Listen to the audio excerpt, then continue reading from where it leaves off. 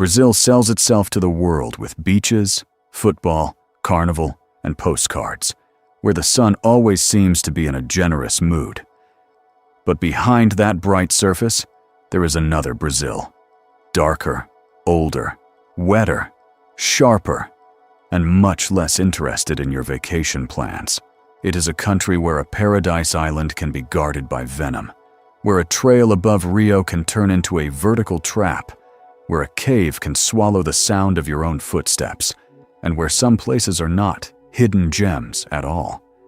They are hidden because nature, history, law, or common sense has placed a warning sign in front of them.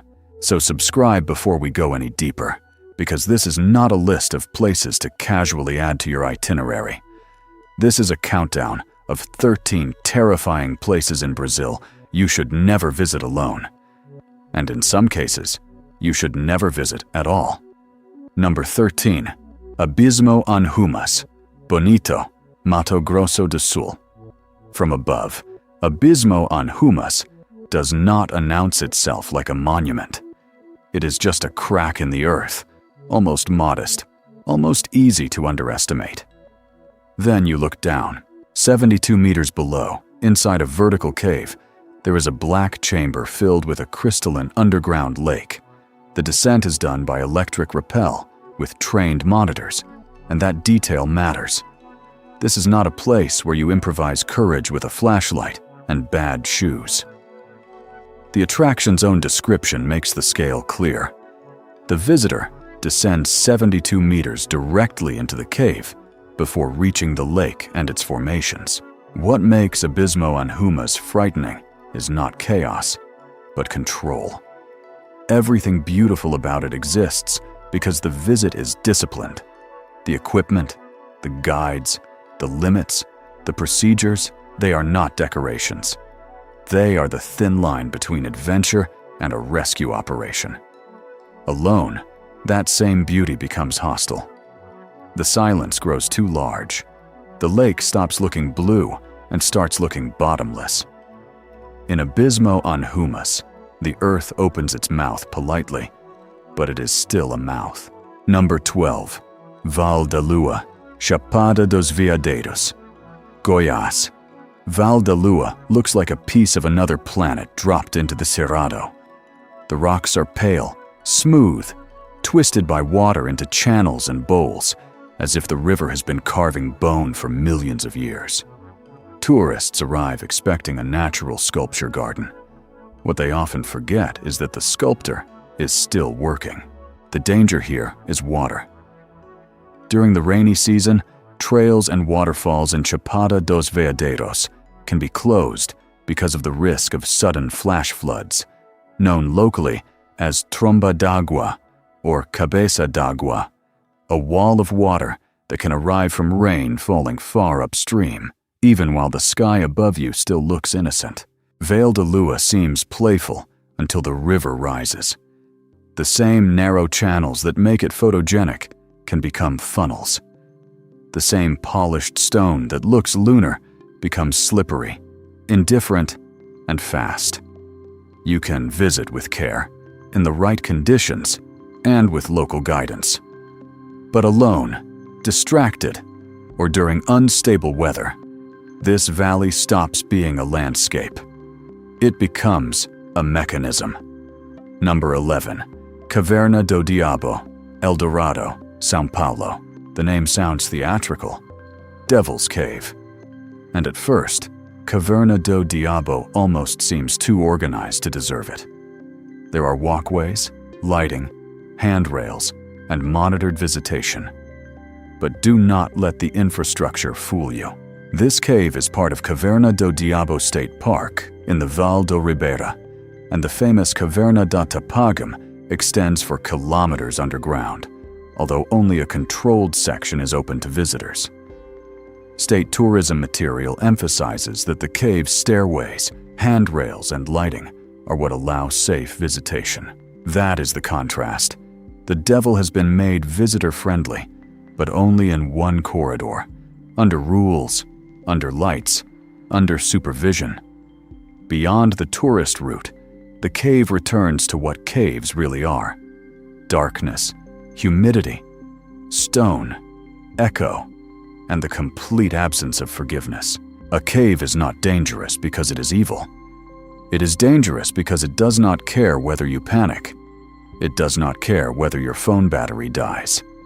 It does not care whether every passage looks exactly like the one behind you. You can look, but you should not wander. In Caverna do Diabo, the devil is not in the name. It is in the temptation to think the lights mean the cave has been conquered. Number 10. Pedra da Gavia, Rio de Janeiro. Pedra da Gavia rises above Rio like a sleeping giant with its face turned toward the Atlantic. From the beach, it looks like scenery. From the trail, it becomes an interrogation. The hike is famous, brutal, and seductive. The official Parque Nacional de Tijuca information warns that the walk takes around 5 hours, includes more than 800 meters of elevation gain, and passes exposed vertical sections where accidents and even deaths have been recorded. It strongly recommends safety equipment and at least one person experienced in climbing. The most infamous section is the Carrasquera, a rock scramble that turns tourists into climbers whether they planned it or not. Going up is frightening. Coming down is worse. Below you, Rio looks impossibly beautiful. São Conrado, Barra, the ocean, the buildings, the tiny moving city. Beauty becomes vertigo. The place seems common until you understand what it asks of your body. It asks for strength, judgment, calm, and humility. Many arrive with only enthusiasm. Pedra da Gavia is not a secret. That is the dangerous part. It is visible from the city, famous on social media, close to hotels and traffic. But the mountain does not become safer because it has a good view. It just becomes more convincing. Number 9. Pitar, Iporanga, and Apiaí, São Paulo. Pitar, the Parque Estadual Turístico do Alto Ribeira, is one of Brazil's great underground kingdoms. In the forested hills of southern São Paulo, caves open like doors into an older version of the world. There are rivers inside the earth, chambers decorated with limestone, and darkness so complete it feels physical. The Santana Cave Trail has compulsory monitoring, and official protected area information describes Caverna Santana as one of the largest and most ornamented caves in São Paulo, with about 6,000 meters of extension. That is why Pitar belongs on this list. Not because it is reckless, but because it is serious. The rules are not bureaucratic theater. Caves are natural labyrinths. Inside them, sound behaves strangely, distance lies, and darkness removes the human advantage. A forest trail can confuse you. A cave can erase you. In Pitar, you may enter certain caves with accredited monitors, helmets, lights, and respect. Without that, the romance collapses quickly. There is nothing cinematic about being lost underground. There is only breathing, dripping water, and the growing suspicion that every shadow is another passage you should not have taken. Number 8. Ilha Anchieta, Ubatuba, São Paulo. Ilha Anchieta looks like the kind of island tourism brochures adore. Green hills, clear water, beaches, boats arriving from Ubatuba.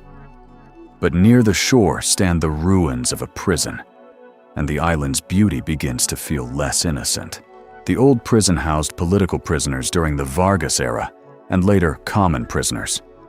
In 1952, according to the Memorial da Resistência de São Paulo, the prison had 453 inmates. 129 managed to flee to the mainland after a rebellion, many later clashing with armed forces. The prison was eventually closed in 1955. Today, visitors can walk among ruins where walls have lost their authority, but not their memory. The cells are open, the roofs broken, the vegetation returning. The island has been converted into a state park, but the past remains stubborn. This is not a place where the danger is only physical. It is historical.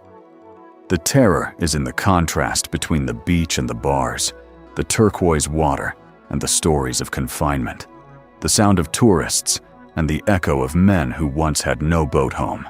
You can visit Ilha Anchieta legally, usually by authorized boat tours, but do not treat it like a simple beach stop. Some places are not haunted by ghosts, they are haunted by documentation. Number 7. The Pantanal, Mato Grosso, and Mato Grosso do Sul. The Pantanal is not a swamp in the lazy sense of the word. It is a living engine of water, mud, birds, reptiles, fish, cattle tracks, flooded grass, and eyes shining at night. UNESCO describes the Pantanal Conservation Area as part of one of the world's largest freshwater wetland ecosystems, with spectacular abundance and diversity of vegetation and animal life. Tourists go there to see jaguars, caimans, giant otters, macaws, capybaras, and sunsets that turn the water into copper. But the Pantanal is not a zoo. The road can flood, heat can punish, distances are long, cell signal disappears. Rivers hide more life than they reveal. Alone, the Pantanal becomes enormous very quickly. A wrong turn is not a minor inconvenience when the landscape is flat, wet, and repeating itself to the horizon. At night, the soundscape changes. Insects, frogs, water, wings, something moving in the reeds. The place is extraordinary because it is wild. That is also why you do not wander into it, as if wilderness were a theme park. In the Pantanal, nature does not attack dramatically. It surrounds patiently. Number 6. Pico dos Marins, Serra da Mantiqueira, São Paulo. Pico dos Marins has the kind of beauty that makes hikers overconfident. It rises in the Serra da Mantiqueira with cold wind, exposed rock, mountain grass, and views that can make the interior of São Paulo look endless. But its reputation carries a shadow. In 1985, 15-year-old scout Marco Aurelio Bezerra Bosaja Simon disappeared during an excursion to Pico dos Marins. The case became one of Brazil's most famous mountain disappearances, and searches never produced the simple answer everyone wanted. That is why the mountain feels different. It is not just steep, it is narrative terrain. The fog comes down, the rocks repeat themselves. Trails can become uncertain, especially for those who think altitude in Brazil is automatically gentle. Pico dos Marins is not a forbidden place. Experienced hikers climb it. Groups camp, photograph the sunrise, and return safely. But the mountain asks for preparation, navigation, weather awareness, warm clothing, water, and companions who do not abandon one another when fatigue begins making decisions. The most frightening thing about Pico dos Marins is not that it is impossible to survive. It is that it looks survivable until the moment you are alone. Number 5. Arquipélago de Alcatrazes, São Sebastião, São Paulo. Alcatrazes rises from the Atlantic like a fortress for birds. Cliffs, reefs, deep blue water, and thousands of seabirds make it look prehistoric, as if the mainland has not yet been invented. For years, however, this was not simply a paradise. It was a restricted military training area. ICM Bio's public use plan notes that military training closed navigation in the region from 1998 to 2008 and maintained access restrictions until 2016, when the Alcatrazes Wildlife Refuge was created. Parts of the Tupinambás Ecological Station remain restricted. Today, controlled visitation is possible, especially for diving, but under rules. ICM Bio states that the refuge can be visited, with better oceanographic conditions generally between November and May. The terror here is layered: military past, ecological fragility, open sea, restricted zones, and the knowledge that some islands are not waiting for you. They are being protected from you. Alcatrazes is beautiful precisely because access was limited. It is the kind of place that reminds you that not every untouched landscape is an invitation.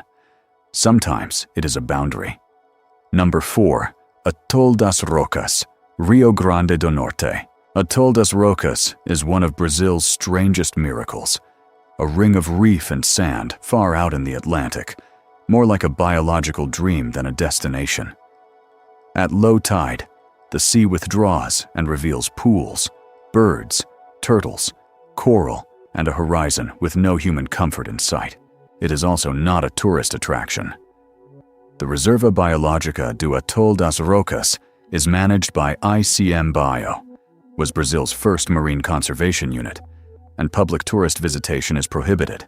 Only scientific, monitoring, and inspection activities are authorized.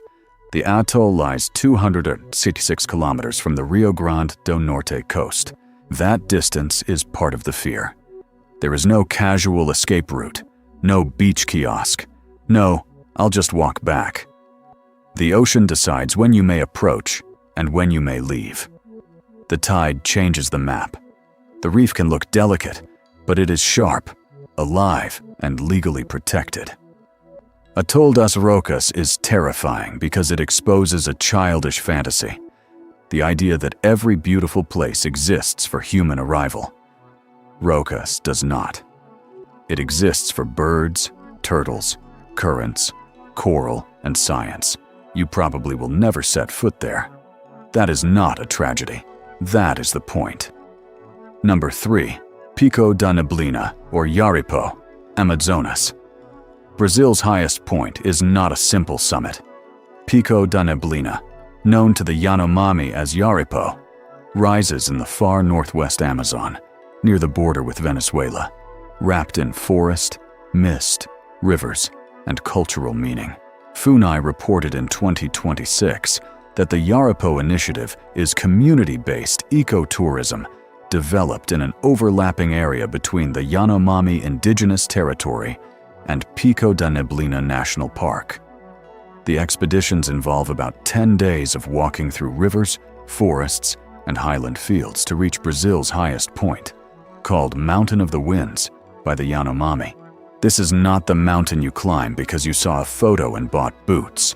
It is remote, expensive, regulated, physically demanding, and culturally sensitive. Access depends on indigenous-led organization and authorization.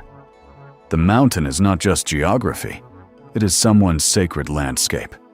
Alone, you would not merely be unsafe, you would be disrespectful. Yaripo is terrifying in the old sense of the word, awe mixed with fear. The fear of distance, the fear of weather, the fear of entering a place where your maps are not the most important maps. At Pico da Neblina, the summit is not conquered. At best, you are permitted to approach. Number 2. Vale do Javari, Amazonas. Val do Javari is not frightening because it looks dramatic on postcards. It is frightening because it almost refuses to be reduced to an image. This vast indigenous territory in western Amazonas is one of the most sensitive regions in Brazil. Minority Rights Group notes that, according to FUNAI, the Vale do Javari indigenous land covers 8,482 hectares of dense equatorial forest near the Peru border, with navigable rivers and the largest known population of isolated peoples in Brazil. The modern world knows the name partly because of tragedy. In 2022, indigenous expert Bruno Pereira and British journalist Dom Phillips were killed in the Javari region while investigating crimes connected to illegal exploitation. In 2025, Brazilian prosecutors charged a man accused of ordering the killings. This is not adventure tourism. This is a protected, vulnerable, politically violent frontier where illegal fishing, trafficking routes, territorial defense, indigenous rights, and environmental crime collide. You do not go there alone. You do not go there for content. You do not go there because the map looks empty. The emptiness is an illusion. Val do Javari is full of peoples, laws, threats, rivers, memory, and consequences. Number 1. Ilha da Queimada Grande, São Paulo. And finally, the island Brazil made famous by not letting you visit. Ilha da Queimada Grande sits off the coast of São Paulo, green and steep, surrounded by Atlantic water. From a boat, it can look peaceful. That is how it gets you. It resembles a tropical island, until you learn what lives there. The island is home to the golden lancehead, Bothrops insularis, a highly venomous snake found naturally only there. ICM Bio lists the protected unit as the Área de Relevante Interesse Ecológico Ilhas da Queimada Pequena e Queimada Grande, created by federal decree in 1985, with a marine coastal biome and 65.17 hectares of protected area. Public access is heavily restricted to protect both humans and the snakes. The popular nickname, Snake Island, is not marketing. It is a warning label written by evolution. The horror of Queimada Grande is elegant. No ruins, no ghosts, no dramatic cliffs required. Just isolation, vegetation, a lighthouse, and a species that evolved in silence after the island separated from the mainland. You can look from the sea, if authorized tours pass at a distance. But you do not land. You do not explore. You do not test the legend. Brazil has many dangerous places, but Ilha da Queimada Grande is the purest expression of the list. Beautiful, real, forbidden, and absolutely unimpressed by human curiosity, because that is the secret behind all these places.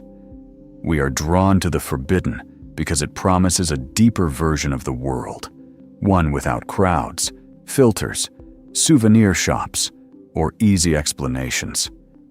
But sometimes a locked gate is not hiding treasure. Sometimes it is doing its job. Brazil is still full of places where the landscape has the final word. Caves that keep their darkness, mountains that keep their dead, rivers that rise without asking, islands that survive precisely because people are kept away. The wise traveler learns the difference between mystery and invitation. The foolish one learns it alone.